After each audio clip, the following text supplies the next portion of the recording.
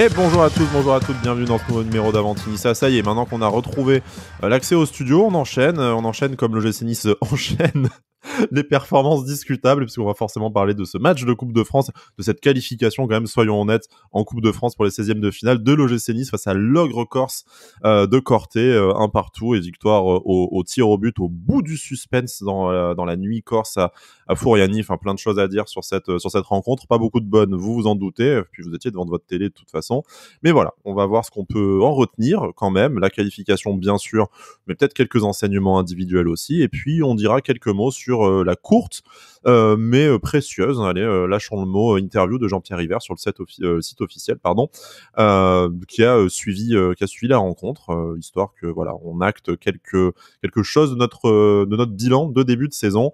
Ce bilan qu'on fera peut-être un peu plus longuement la semaine prochaine dans l'émission, si entre Noël et le jour de l'an, on arrive à aligner nos calendriers. Mais je ne suis pas tout seul aujourd'hui, alors format court puisqu'on n'est que deux et je pense que personne n'a envie de s'imposer 1 heure de revival de cette rencontre face à Corté.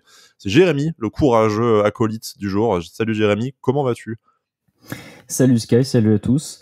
Écoute, ça va bien, content de cette qualification et comme l'a dit Jean-Pierre River, nous ne retenons que la qualification. Ouais, content de la qualification, vraiment, pas de la soirée qu'on a vécue devant le match, mais au moins on passe en 16e de finale, on s'évite la honte de précédentes saisons et d'autres clubs de Ligue 1, hein. Donc apparemment Le Puy peut coller 4 buts à Montpellier mais pas nous.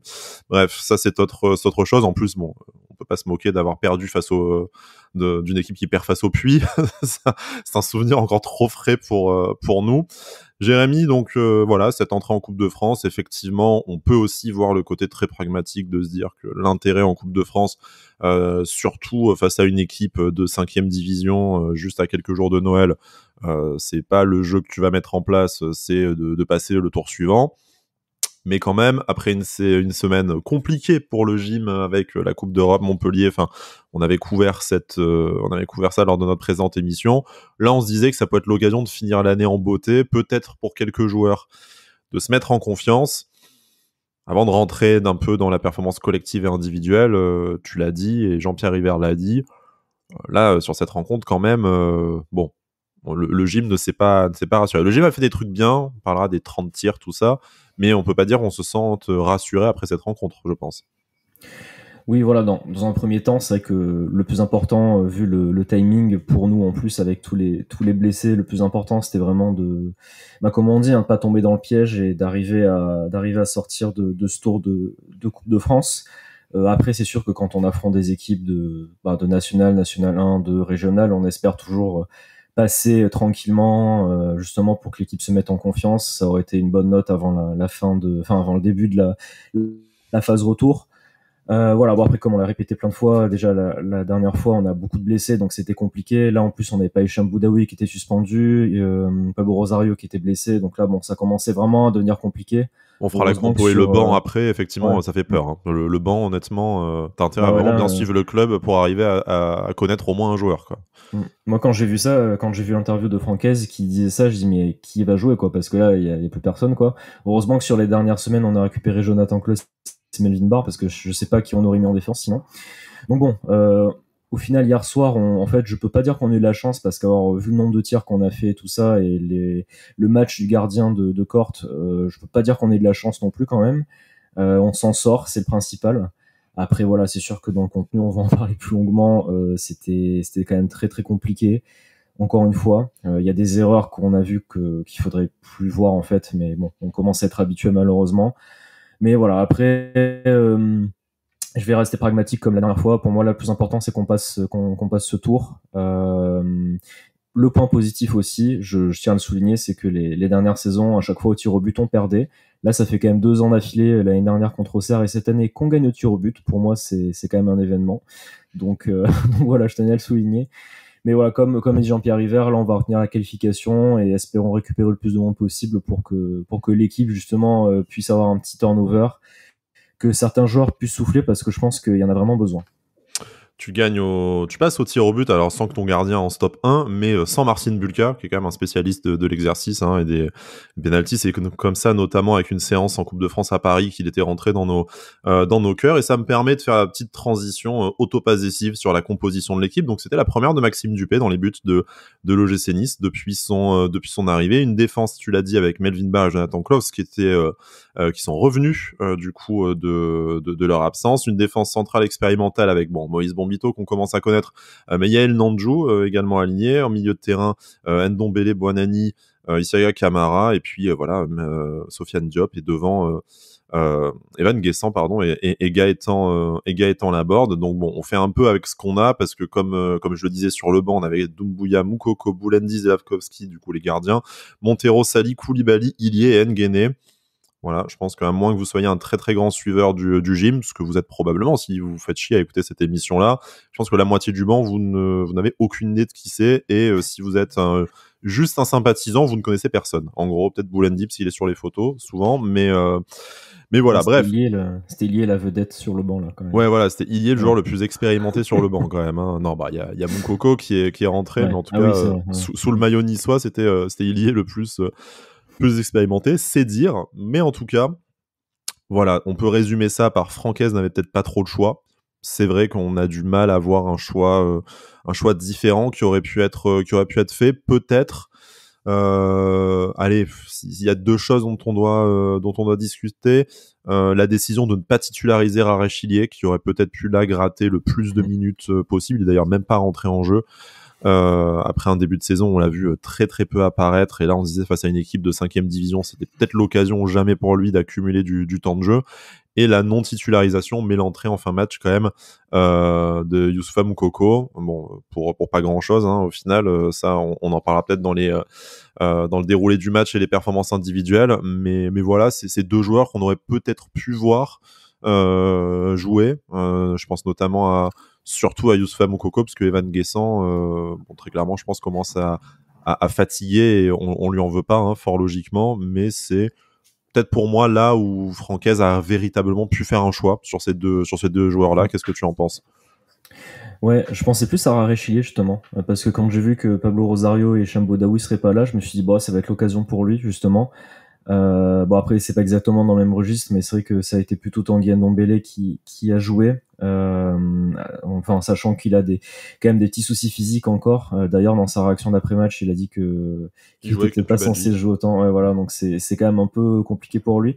Donc je pensais justement que Tanguy Ndombele allait souffler un peu, et qu'en fonction de comment allait se passer le match, c'est lui qui allait rentrer en jeu. Bon, au final, je pense que Francaise a voulu justement vraiment mettre ses meilleurs joueurs et les joueurs plus expérimentés pour justement éviter tout malentendu sur le terrain et toute contre-performance. Bon, malheureusement, choix payant avec le but de Tanguy Ndombele, du coup. Ouais, qui s'est repris à 2 fois, mais bon, c'est le seul qui a réussi à marquer, donc bon, c'était déjà pas mal. Mais ouais, c'est vrai qu'après Moukoko, honnêtement, je m'attendais pas forcément à le voir jouer, parce que de toute façon, vu ses entrées et sa première partie de saison qui sont quand même fantomatiques. De toute façon, à part son match contre Saint-Etienne, je crois que de toute façon il a rien fait. Donc bon, voilà, je m'attendais pas forcément à le voir jouer. Je pense que Francaise laisse le plus de temps de jeu à Evan Guessant, même s'il est un peu fatigué. Je pense qu'il est quand même toujours aussi important. Donc bon, pour moi, le choix Evan Guessant à la place de Moukoko était quand même plutôt logique pour cette fois.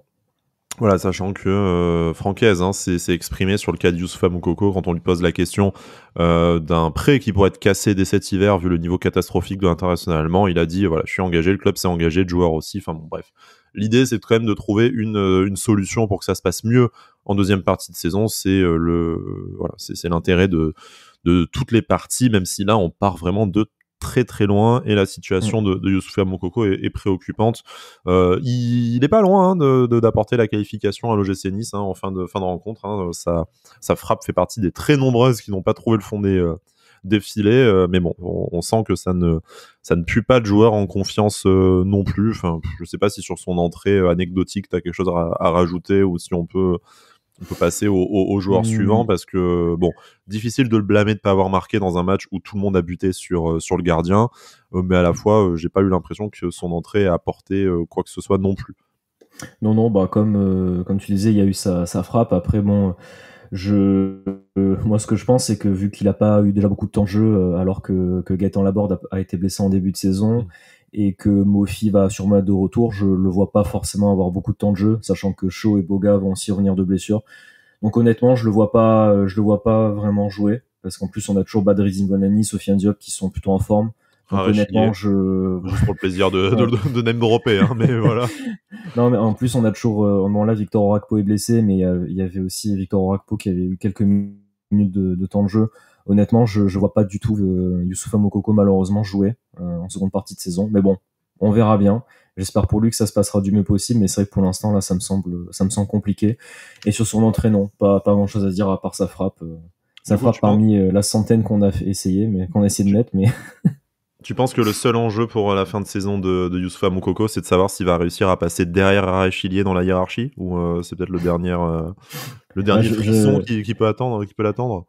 J'espère pas pour lui quand même, parce qu'en plus je pense que pour Arachilier il y aura peut-être un départ. Enfin en tout cas ça me semble le plus probable, donc j'espère pas pour lui quand même.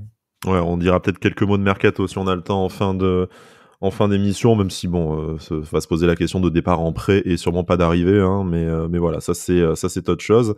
Voilà, bon, c'était histoire de dire quelques mots sur la compo qui, bon, au final n'a rien d'étonnante, et je pense pas que le problème de la soirée soit venu de là. Et en fait, là où je suis un peu perplexe, Jérémy, aujourd'hui, c'est que je me dis, y a-t-il eu vraiment un problème, vu que l'OGC Nice, allez, c'est petit moment statistique, je sais que vous adorez ça, l'OGC Nice tire 30 fois au but, cadre 17 tirs, il y en a 6 qui sont contrés, donc bon, on sait pas non plus l'extrême maladresse qu'on a pu connaître sur certains matchs, même s'il y a eu des choix pas très inspirés, certes, mais voilà, l'OGC tire 5 fois plus que son adversaire et a la malchance de faire un partout parce que Corté marque sur sa seule véritable occasion.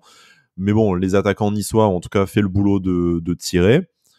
Tu fais 3 fois plus de passes que ton adversaire, tu as 76% de possession de balle, donc bien sûr, je suis pas en train de dire que le contenu en fait était satisfaisant, hein, ne commencez pas à hurler sur mon compte X, mais bon, on a déjà vu des non-matchs de l'OGC Nice et celui-là n'en fait pas partie. Il y a quand même un fond de jeu peut-être insuffisant, tu vas me dire si tu es de cet avis-là, mais les occasions, les opportunités, on les a eues, et en réalité, tu as les situations pour gagner ce match 5-0.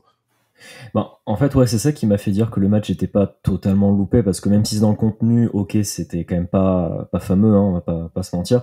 C'est vrai que quand même, comme tu l'as dit, 30 tirs, 17 cadrés, pour moi, c'est dire que t'as réussi à te créer des situations, des occasions. Alors, ok, l'adversaire est un adversaire national 2, certes, tout ça. Ça reste la Coupe de France, donc on sait que des fois ça peut être compliqué. Mais bon, déjà dans un premier temps, je féliciter le gardien de Corte, parce que franchement, il a sorti des parades, mais c'était Manuel Neuer prime, quoi. Franchement, c'était incroyable. Enfin, le nombre d'arrêts qu'il a fait, mais c'était hallucinant. Après, il y a eu ça. Il y a eu le fait que bon, on manque quand même de réalisme toujours, je trouve, même si cette année ça va mieux. Qu'est-ce qu'on loupe comme occasion, mais inloupable. Je veux dire, la tête de Yael Nanjou sur le poteau, mais je sais pas comment il a fait viser le poteau.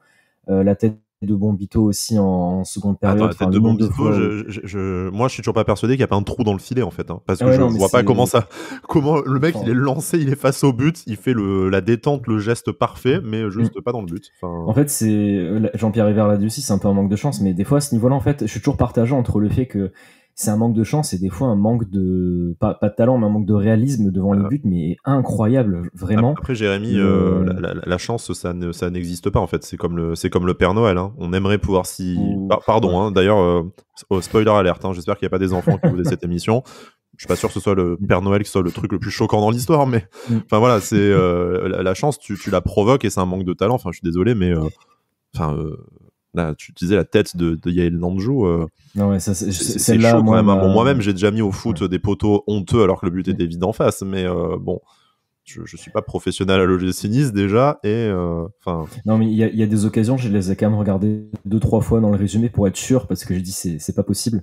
Mais ouais, après il y a eu beaucoup de frappes de Gaëtan Laborde aussi, et pourtant des fois Gaëtan Laborde, je trouve qu'il met des très beaux buts, mais je trouve que dans la finition ces 2 dernières années c'est quand même plus trop ça aussi, mais voilà, c'est quand même plus compliqué. Mais pourtant je trouve que sur des occasions il fait vraiment des frappes mais qui sont bien, quoi. Et c'est juste que il y a toujours quelque chose qui va pas, et c'est pour ça que moi je trouve que c'est un peu un manque de chance, où des fois certes on a un manque de réalisme, mais je pense que vraiment si on avait eu un tout petit peu plus de chance, notamment avec le penalty Sofiane Diop, je pense qu'on aurait pu plier le match en 20-30 minutes et on n'aurait pas autant galéré que ça. Mais c'est vrai que ça s'est joué un peu entre tout ça, notre manque de réalisme, après le manque de chance et encore une fois le gardien de Corte qui a fait un match quand même assez incroyable.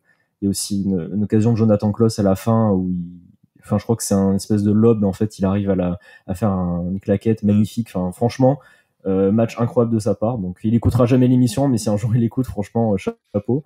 Mais ouais, voilà, c'est un peu tout ça qui fait qu'on n'a pas pu vraiment finir le match avant. Après, par contre, c'est sûr que ça doit pas arriver. Enfin, quand tu cadres 17 tirs, c'est pas possible de marquer qu'un but. Ça, c'est quand même 3,41 si on prend les expected goals. Hein. Donc voilà, ouais, peut-être que j'exagère un peu en disant 5-0, mais en réalité, Corté à 0,82, donc tu dois gagner ton match 3-1, 4-1 tranquille, sans te stresser. C'est vrai qu'il y a le scénario du match, hein, qui on peut voir ça vers à moitié vide ou à moitié plein, hein, mais tu regardes le scénario du match, tu rates ce penalty quand même dès le début de la rencontre, donc tu te dis oula, ça pue un peu, alors que je pense que si tu ouvres le score en réalité, peut-être que jamais tu leur mets un coup sur la tête et jamais tu trembles. En tout cas, c'est peut-être que je choisis de croire rétrospectivement, mais voilà, à la place de ça, tu te prends un but. Quasiment tout de suite derrière. Quelques minutes après, tu continues le match très rapidement à 10. Ça ressemblait quand même vraiment à une très très mauvaise soirée pour l'OGC Nice. Et malgré tout, tu arrives à t'en sortir avec la qualif. Alors pas avec les honneurs, peut-être pas avec le contenu, mais tu peux aussi choisir de dire que tu t'es pas laissé abattre, alors que on sait que sur les 2 dernières saisons, dès que tu prenais un but, globalement, tout le monde allait se coucher la tête basse. Oui, d'ailleurs, c'est quelque chose cette année qui est un peu mieux, je trouve, parce que c'est vrai qu'on avait beaucoup de mal, comme tu le dis, les dernières années à réagir après avoir encaissé un but. Là, au moins, cette année, ça, c'est un point où on s'est beaucoup amélioré. Après, c'est rageant de n'être qu'à réaction. Pour parler du match face à Twente, qu'on avait mentionné lors de la dernière émission aussi, tu te dis, tu peux aussi éviter d'être nul pendant 60 minutes. Non, c'est vrai que c'est toujours un peu le problème, mais c'est vrai que moi aussi, quand on a été à 10, je me suis dit, bon, là, ça sent vraiment la soirée cauchemardesque où il y a rien qui va dans notre sens. D'ailleurs, j'espère que le joueur de Corte va bien, parce que la faute, elle est quand même, on va parler dans quelques instants du elle est un peu dure. Mais voilà, en tout cas, c'est vrai que c'est pour ça que je suis quand même satisfait entre gros guillemets. Je me dis, bon, après tout ça, on a quand même réussi à se qualifier. Je pense qu'il y a quelques années, on n'aurait pas réussi, on aurait même perdu au tir au but, ou on aurait perdu 2-0 et on n'aurait pas fait un partout, par exemple. Donc bon, c'est pour ça que je me dis c'est déjà ça, et que je me dis à chaque fois, bon, on retient la qualif, parce que de toute façon, quand on est gagné au tir au but ou qu'on est gagné 5-0, au final, la qualification elle est là. Donc bon, c'était plus important.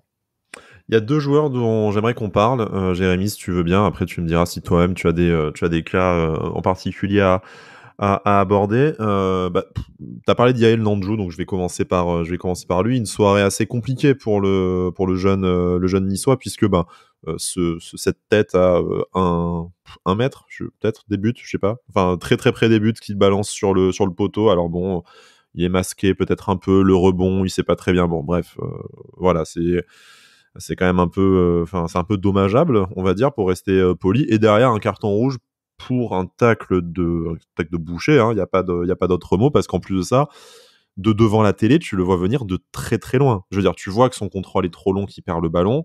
Tu le vois accélérer, tu te dis non, il va pas faire ça quand même. Il va pas y aller le pied en avant, parce que il y avait aucune chance qu'il remporte ce duel. En plus de ça, c'est à 80 mètres des buts. Enfin, il me semble, hein. Enfin, tu vois, c'est même pas pour défendre le ballon ni rien. Te dis, tu sais pas ce qui est passé, tu sais pas quel courant d'air est passé par sa tête à ce moment-là. Et l'idée, c'est pas d'enterrer le joueur, hein. Il est jeune, et puis ça lui servira peut-être de leçon, tout ça. Mais là, on a vraiment eu la démonstration de ce que c'est les limites aussi d'aligner autant de jeunes joueurs. C'est que tu as des décisions qui sont vraiment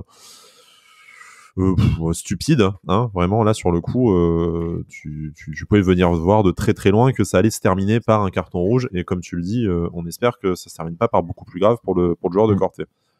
J'ai beaucoup de mal à comprendre ce genre d'erreur. pour être honnête. Alors, ok, je suis pas sur le terrain, tout ça, mais ça me fait, je sais pas pourquoi. Alors, c'est pas la faute est là un peu plus grave, je trouve, mais ça m'a fait un peu penser. Et désolé pour le mauvais souvenir, mais la faute d'Izan Sako lors du derby contre Monaco, qui se prend un rouge, il fait faute comme ça dans le camp monégasque. Pareil, j'ai beaucoup de mal à comprendre ce genre d'erreur. Où ok, tu perds le ballon, mais après, de toute façon, c'est dans le camp adverse, t'as le temps de défendre en fait.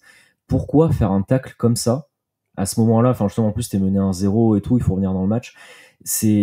Pour moi, c'est incompréhensible ce genre d'erreur. Alors, ok, il manque d'expérience, manque de maîtrise, tout ça, mais c'est juste pas une erreur à faire, quelle que soit ton expérience pour moi.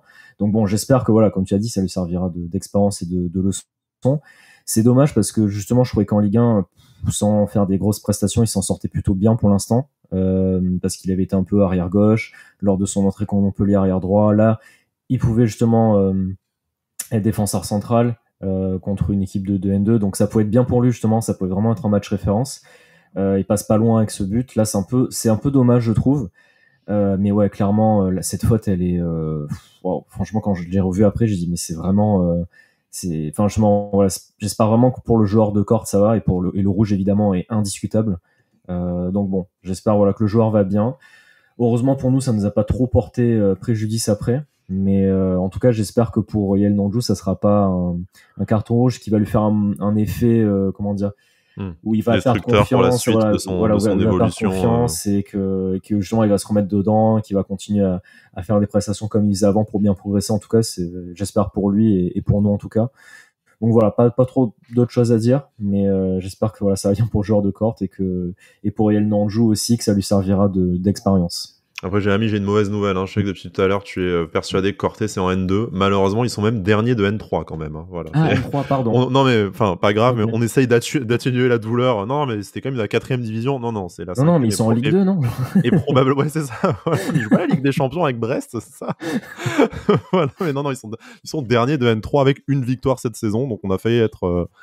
D'accord. Ouais, voilà. Non, l'ogre pour... le Borussia Corté, hein, très clairement, franchement. Désolé. Bah, ils ont le logo du Barça en plus, quasiment. Donc, c'est ça, ouais, ça fait partie de ces clubs insupportables qui ont pris le masque sur Canva, tu sais, du logo du Barça et qui ont rajouté des couleurs et des symboles random dedans. Voilà, c'est ça, c'est dégueulasse. En plus de ça, ils jouent en vert, donc vraiment, non.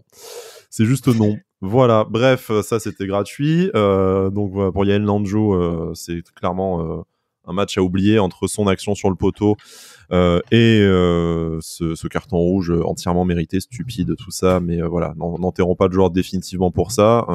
C'était peut-être même pas prévu de le voir cette saison et sûrement pas titulaire. Donc c'est aussi une victime quelque part, le pauvre Yael Nanjou.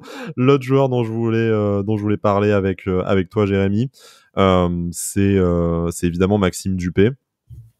Bon, Maxime Dupé première du coup dans nos buts et malheureusement la comparaison avec le gardien de Corté qui est quand même restaurateur à temps plein en plus de sa carrière de footballeur. Voilà, là il y a eu deux salles, deux ambiances. Moi il y a un moment où je me suis demandé s'il valait mieux qu'en deuxième gardien on n'aligne pas Anto de la Mayoun, tu vois, on fait restaurateur contre restaurateur. Peut-être que Anto aurait été davantage vif sur sa ligne et peut-être qu'il aurait fait. Alors, je sais que c'est Noël bientôt, mais aligner un Santon dans les buts, est-ce que c'était vraiment nécessaire, Monsieur Francaise ? C'est compliqué pour lui parce que je trouve que justement c'était encore un match parfait pour lui pour se lancer. C'est le genre de match où normalement le gardien n'a pas grand-chose à faire. Et là, bon, malheureusement, le peu qu'il a eu à faire. Sur deux tirs cadrés pour Corté, donc effectivement, il n'y avait pas grand-chose à faire. Et donc, du coup, pour lui, ça va être aussi très frustrant. Mais bon, sur le but, je trouve que bon, là, il faudrait peut-être que je le revoie, mais quand il y a eu ce but-là, moi, la première action, c'était mais pourquoi il a même pas bougé quoi. Enfin, c'était très bizarre. Tu sens vraiment le gardien qui a pas de rythme en fait, vraiment parce que il a même pas, il était en retard sur l'action alors qu'en fait, bon, le coup franc est tiré et qu'il doit être prêt tout simplement. Et bon, après au tir au but, je vais quand même être indulgent parce que je suis pas là à tout le temps fixer le gardien en mode ouais, tu dois arrêter au moins 2-3 tirs au but. Pour moi, ça reste. C'est dommage de pas en arrêter, mais c'est pas non plus horrible, tu vois, de pas en arrêter. C'est pas tant ça ma critique du fait qu'il arrête ou pas, parce que effectivement, même les plus grands gardiens, si en face c'est bien tiré, bah tu te prends les 5 tirs au but et puis c'est tout. Là, on a la chance que le joueur de Corté fasse une Di Biagio et que du coup ça passe. Mais Mais moi, je trouvais son attitude, en fait, toi, tu l'as dit sur le but, et moi, je te doublerai ça sur les tirs au but. J'ai pas trouvé qu'il était super agile sur sa ligne, qu'il est beaucoup plongé. Enfin, j'ai peut-être une fixette sur lui. Et moi, j'entends tout à fait l'argument qu'il soit hors de forme et hors de compétition depuis longtemps. Enfin, quand même, encore une fois, c'était face à une N3, quoi. Donc, Non, mais ouais, je pense que c'est ça, c'est vraiment le fait aussi qu'il y ait ce manque de compétition, et ça vaut aussi très bien pour un gardien. Et bon, après, voilà, hein, comme on l'a dit la dernière émission, moi j'ai beaucoup défendu Marcin Bulka. On est quand même habitué à un gardien oui, qui est quand même standing. exceptionnel. Donc du coup, c'est sûr qu'en plus sur les penalties, Noah le rappelait très justement, Bulka, c'était l'année dernière. Bon, il en a arrêté, je sais plus combien des penalties. Donc c'est sûr qu'en fait, nous, quand on est au tir au but ou au penalty maintenant, on est un peu habitué à avoir un gardien qui en arrête de temps en temps. Donc c'est sûr que voilà, je pense qu'on est très bien habitué, et aussi que Maxime Dupé manquait un peu de rythme. Donc on verra si c'est lui qui fait la suite de la compétition en Coupe de France. Vu qu'on va la gagner, je pense que oui, il aura du temps de jeu. Mais du coup, voilà, j'espère pour lui que ça ira mieux aussi, parce que c'est vrai qu'en tout cas le match d'hier devait être très frustrant pour lui. Voilà, la stat naze, hein, la dernière fois que l'OGC Nice s'est imposé au tir au but à Fouriani en Coupe de France, c'était en 97, donc c'est le dernier trophée de l'OGC Nice. Ça serait bien que tu connaisses un trophée, Jérémy, tu vois, parce que bon, techniquement tu l'as connu de ton vivant, mais t'as jamais vu l'OGC Nice gagner quoi que ce soit. J'en ai connu deux, hein. J'ai connu la Coupe de France, j'avais 1 an. Et la j'ai quand même connu Gambardella la Gambardella en 2012. Hein. Tu as osé me sortir la Gambardella comme trophée, d'accord, pas bien. Ça compte. Ça compte. Bah, vu qu'on n'a rien d'autre à se mettre sous la dent, oui, ça va compter de toute façon, pas trop. Et titre de vice-champion, non, de champion d'automne en 2016. Ah oui, titre de champion d'automne. Voilà, mes amis monégasques ne manquent pas de me rappeler celui-là. Et l'année dernière, vice-champion d'automne encore aussi, je crois, il me semble. Donc, enfin, non, pas tout à fait. Bah non, on va pas le fêter tous les ans quand même. Non, mais ça compte. Ouais, ça compte. Faute de mieux, on peut compter n'importe quoi. On a aussi le titre de meilleure saison de carrière de Ben Arfa chez nous. Enfin, voilà, c'est un beau titre quand même. Voilà, non, j'avoue que ça au moins c'est un titre qui sent le football plus qu'une Coupe de la Ligue gagnée face à Nancy, n'est-ce pas, monsieur Pablo Correa? Bref, passons à la suite. Est-ce que sur la rencontre on a tout dit et on s'accorde 5 petites minutes sur l'interview de Jean-Pierre River? Bon, on a mentionné un peu tous les faits de jeu. Je pense que la performance de la plupart des joueurs est anecdotique. On peut souligner que Sofiane Diop a eu je sais pas si c'est le courage, mais en tout cas est allé tirer son tir au but après le penalty raté, et l'a brillamment tiré. Donc on n'a pas envie de le blâmer, surtout que c'est quand même peut-être celui qui a montré le plus de football depuis quelques semaines à l'OGC Nice. Donc on va pas on va pas changer d'avis juste pour un penalty manqué. On espère que ça atteindra pas trop non plus sa tête. Et puis je sais pas, moi j'ai trouvé qu'Evan Guessant paraissait passablement fatigué, et que la trêve tombait à point nommé pour lui. Et puis voilà, merci Santa Claus pour la qualif sur le dernier tir au but. Je pense qu'on a à peu près tout dit. C'est ça. Ouais. Très bien. Eh bien, accordons-nous 5 minutes en compagnie de Jean-Pierre River. Du coup, Jean-Pierre, merci d'être avec nous dans l'émission. Déjà, non, je déconne. Donc Jean-Pierre River qui a fait cette petite interview auprès du site officiel. Bon, 4 questions, hein, donc ça va aller vite. Pas de scoop non plus. On connaît JP à force. Hein. Intitulé Ne retenons que la qualification, comme tu le disais, Jérémy, en préambule de l'émission. Et effectivement, il n'y a que ça à retenir. Bon, il souligne tout d'abord le très bel accueil des dirigeants corses. Si, je sais ce qu'on n'a pas dit dans l'émission. Moi, je pense que le highlight du match, en tout cas ce que j'ai préféré, c'est la banderole BSN salope en tribune. Franchement, moi j'étais trop content. J'étais trop content de l'avoir. C'est le genre de folklore qui m'éclate tellement que j'étais dégoûté qu'après il y ait des spectateurs devant en deuxième période. Du coup, tu voyais plus que BSN et plus le salope en dessous. Donc voilà, c'était décevant. Et les écharpes Nitsa Merda aussi en tribune. Voilà. Donc d'ailleurs, si quelqu'un en a une qui écouterait cette émission, je veux bien qu'il me l'envoie pour ajouter à ma collection d'écharpes. Voilà, bref.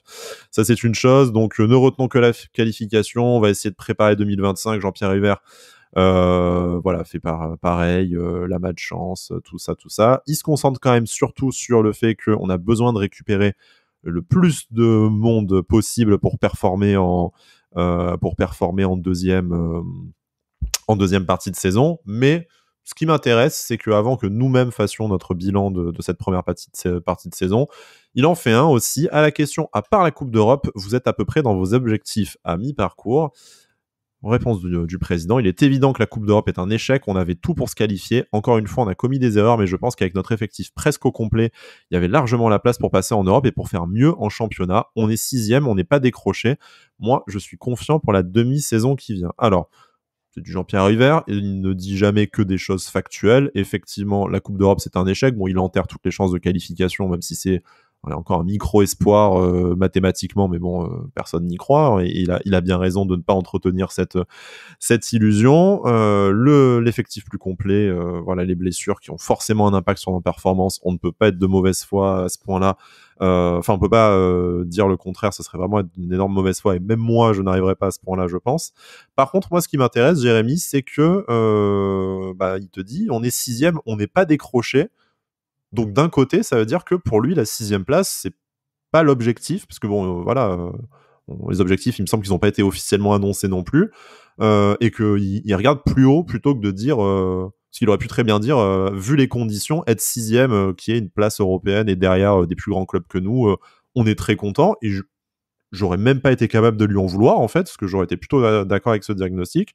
Mais lui, il te dit, on est 6e, on n'est pas décroché, et on est confiant pour la demi-saison qui vient. Donc, en fait, ma question, Jérémy, c'est, est-ce que Jean-Pierre River a raison? Est-ce qu'en fait, on doit viser plus haut en Ligue 1, en parallèle d'un parcours, on l'espère, qui ira au bout cette fois en Coupe de France?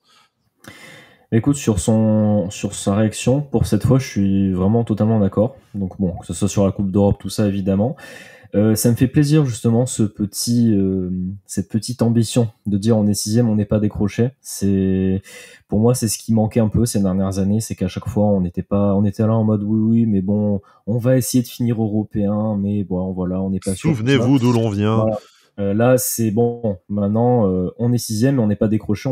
Clairement voilà on essaie de faire mieux, ça me plaît parce que justement ça met un état d'esprit un peu plus conquérant, un état d'esprit un peu plus positif pour tout le monde dans le club, les joueurs évidemment et dans tout le club. Donc ça c'est important. Donc après ouais, moi je l'avais dit, 6e place c'était déjà bien, notamment avec tous les blessés qu'on avait eu. J'espère 4e, 5e ça serait super. N'oublions pas la situation de Lyon. Mais justement le fait que Jean-Pierre River prenne la parole et dise on est 6e, on n'est pas décroché, c'est un petit détail pour moi, mais c'est quelque chose d'important que ça vienne de lui. Donc il dit qu'il est confiant pour la demi-saison qui vient, moi je le suis aussi plutôt. Pour une fois, j'attends pas forcément des arrivées au mercato d'hiver, c'est peut-être la première fois que ça m'arrive, parce que je pense que si on récupère la plupart de nos joueurs sans départ, je vois pas trop où est-ce qu'on va recruter en fait, dans quel secteur de jeu. Un guérisseur peut-être, moi c'est tout ce que je vois. Oui, peut-être, voilà. Mais non, voilà. Après, au niveau du mercato d'hiver, moi, j'attends pas grand-chose à part des retours de joueurs. Il faudrait, par contre, je sais que les joueurs sont les premiers à vouloir revenir de blessure, mais je trouve qu'il y en a, c'est interminable en fait. Je comprends pas d'ailleurs pourquoi c'est aussi long. Donc j'espère que voilà, pour certains joueurs, je pense notamment à des joueurs super importants comme Ali Abdi. Il y a aussi Antoine Mendy, Morgan Sanson. Voilà, ces joueurs-là, j'espère qu'ils vont vraiment revenir le plus vite possible. Prochain match, je pense c'est sûr qu'on récupère Hicham Boudaoui, on va peut-être récupérer Pablo Rosario aussi. Il faut vraiment qu'on ait des retours de blessures parce que sinon on va rester dans ce cycle de blessures avec les joueurs qui vont continuer à trop enchaîner, à se reblesser. Donc voilà, espérons qu'on ait des retours. Là, on a quasiment 2 semaines, on a 2 semaines de pause, il me semble, parce que c'est le 3 ou le 4 contre Rennes. Retour le 3 face à Rennes, effectivement. Ouais, voilà, le 3 contre Rennes, donc espérons avoir plus de retours possibles. Mais voilà, je suis plutôt d'accord avec ce qu'a dit Jean-Pierre River. Je suis pas toujours d'accord. Bon, ça m'arrive aussi d'être quand même d'accord avec lui. Mais là, pour le coup, je suis vraiment d'accord avec ce qu'il a dit. Je pense aussi qu'en Coupe d'Europe, évidemment, on a commis des erreurs. Et je pense aussi que si on n'avait pas eu autant de blessés, on serait au moins, je pense qu'on serait dans les places de barragistes. En tout cas, on serait pas 34e sur 35. Voilà, un petit coup de poignard pour le rappeler. mais voilà, c'est toujours. Enfin non, là, je suis plutôt d'accord avec lui en tout cas sur son analyse. Ouais, bon, alors Jérémy, je suis désolé de te dire qu'en fait, on est 35e sur 36, c'est encore pire que ce que je pensais. Je suis pas en forme, hein. Voilà, je donne le coup de poignard et moi j'appuie sur la lame, genre que ça pique, hein. Moi j'ai essayé de gratter une place au classement. Non, je ne laisse rien passer, voilà, je suis un félon jusqu'au bout, comme tu le sais. Vu qu'on a été gentil avec Jean-Pierre River, fallait qu'on trouve un autre moyen de dire une saloperie. C'est l'ADN C'est l'ADN de l'émission. Bref, voilà, on a fait notre petite demi-heure sur ce match face à Corté et sur Jean-Pierre River. C'était important pour nous de garder le rythme, un peu à la Sofiane Diop. Ça marche pas toujours. On la met pas toujours au fond et je ne sais pas du tout où je vais avec cette phrase. Je vais arrêter là. Mais en tout cas, on est motivé pour continuer cette saison. Au secours, Jean-Phi, il faut que tu prennes des vacances, vraiment. Voilà, le mec est revenu depuis 2 matchs. Déjà, il fait une fracture, quoi. Chute du joueur français à l'avant du peloton. Bref. L'occasion. Déjà. Ouais, voilà. Enchaînant les rencontres. On voit si on revient la semaine prochaine avant la fin d'année, du coup. Enfin, allez, bon, on va pas faire une preview du mercato, parce que comme l'a dit Jérémy, peut-être à part des départs en prêt, on n'aura certainement pas grand-chose, mais ça peut être l'occasion de revenir sur le projet, le non-projet Ineos, les bruits autour d'une vente du club, nos attentes pour la deuxième partie de saison. On va voir si avec Noah et notamment avec Flo aussi, qu'on réaccueillera volontiers dans l'émission, on arrive à coordonner nos agendas. Sinon, retour pour débriefer le match face à Rennes après le 3 janvier, vraisemblablement. Dans tous les cas, d'ici là, c'est l'occasion pour moi de vous souhaiter une bonne fin d'année. Donc certes, la demi-saison a repris tard pour Avantinissa, mais on est très content des très nombreuses réactions qu'on a eues à notre retour. Vraiment, on était touchés, pour pas dire émus. Donc ça fait plaisir. Ouais, grave, ça fait plaisir. On en avait besoin en plus. Donc merci beaucoup. On va essayer de se montrer digne de cette confiance et de cette fidélité. Voilà. Donc c'était l'occasion de vous dire merci, de vous souhaiter un joyeux Noël, Buoni Kalena Entui, évidemment, comme on dit chez nous.